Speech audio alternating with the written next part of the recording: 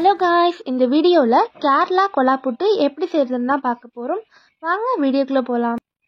அதற்கு ஒரு பவுல் எடுத்துக்கணும். எடுத்துகிட்டு சின்ன ஸ்பூனில் 1 ஸ்பூன் உப்பு போட்டிருக்கேன். நீங்கள் பெரிய ஸ்பூனாக இருந்ததுன்னா 1/2 ஸ்பூன் போட்டுக்கோங்க. 1 டம்ளர் தண்ணி ஊற்றி உப்பு கரைய விடணும். உப்பு 10 நிமிஷத்துலேயே கரைஞ்சிரும். 1/2 மூடி தேங்காய் துருவி வச்சுக்கணும்.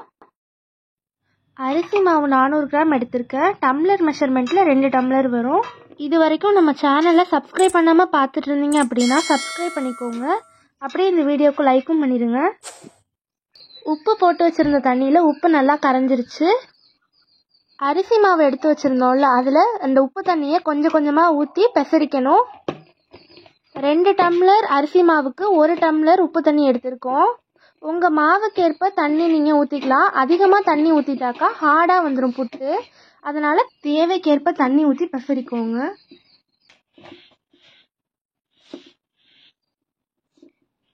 இப்போ மாவு பர்ஃபெக்டான கன்சிஸ்டன்சியில் இருக்குது. அடுத்தது புட்டு எப்படி ரெடி பண்ணலாங்கிறத பார்க்கலாம். அதுக்கு புட்டு குடத்தில் 2 டம்ளர் அளவில் தண்ணி எடுத்திருக்கோம். அதாவது அந்த மேல் கோட்டுக்கு கீழே இருக்குது பார்த்தீங்களா, அந்த கை காட்டுறோம் இல்லையா, அந்த அளவுக்கு தண்ணி வச்சுக்கோங்க. 2 டம்ளர் அளவில் தண்ணி வச்சுருக்கோம். இதுதான் புட்டு மேக்கரு. இதில் தான் நம்ம புட்டு செய்ய போகிறோம். அந்த சென்டர் பார்ட் இருக்குது பார்த்தீங்களா, அதில் தான் நம்ம புட்டு மாவு சேர்க்க போகிறோம். எப்படி சேர்க்கறதுங்கிறத பார்க்கலாம். அந்த மாவை சேர்க்கறதுக்கு முன்னாடி நம்ம தண்ணி எடுத்து வச்சுருந்தோம் இல்லையா அந்த புட்டு குடத்தில், அதை அடுப்பில் வச்சு கொஞ்ச நேரம் சூடாக்கணும். அடுத்தது நம்ம எப்படி மாவு சேர்க்கறதுங்கிறத பார்க்கலாம். இருக்குது பார்த்தீங்களா, இதுதான் புட்டோட சில்லு. இதை நம்ம அடியில் போட்டுக்கணும். அந்த புட்டு மேக்கருக்குள்ளார போட்டுட்டு அப்புறம் தான் நம்ம மாவு சேர்க்கணும். இது துருவி வச்சிருக்க தேங்காய். முதல்ல தேங்காய் கொஞ்சமாக சேர்த்துக்கணும். அப்புறம் மாவு அடுத்தது கொஞ்சமாக சேர்த்துக்கணும். அரிசி மாவு எடுத்து வச்சிருக்கோம் இல்லையா, அந்த மாவு கொஞ்சமாக சேர்த்துக்கணும். அடுத்தது கொஞ்சமாக தேங்காய் சேர்த்துக்கணும்.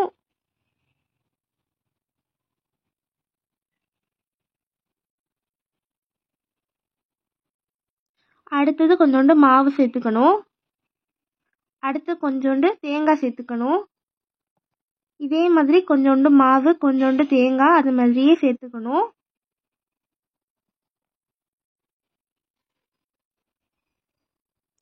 ரொம்ப அழுத்திடக்கூடாது, லேசாக தான் அழுத்தணும் கடைசியாக மாவை.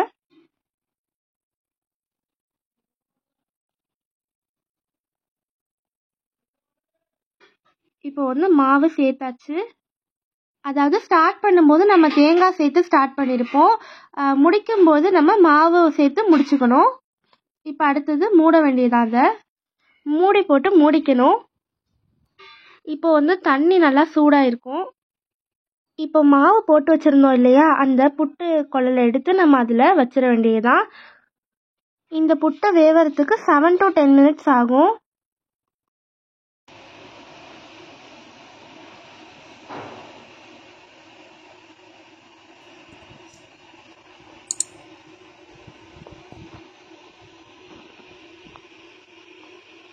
புட்டு ரெடியானதை நம்ம எப்படி கண்டுபிடிக்கலான்னாக்கா, அந்த ஓட்டை இருக்குது பார்த்தீங்களா, அந்த ஓட்டையிலேருந்து ஆவி வரும்.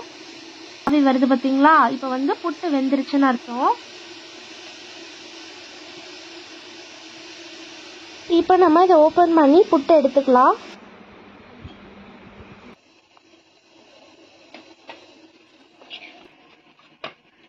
புட்டு பர்ஃபெக்டாக ரெடி ஆயிட்டு.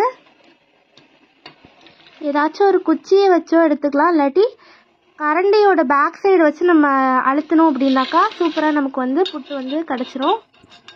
எவ்வளோ பர்ஃபெக்டாக வந்திருக்கு பாருங்கள்.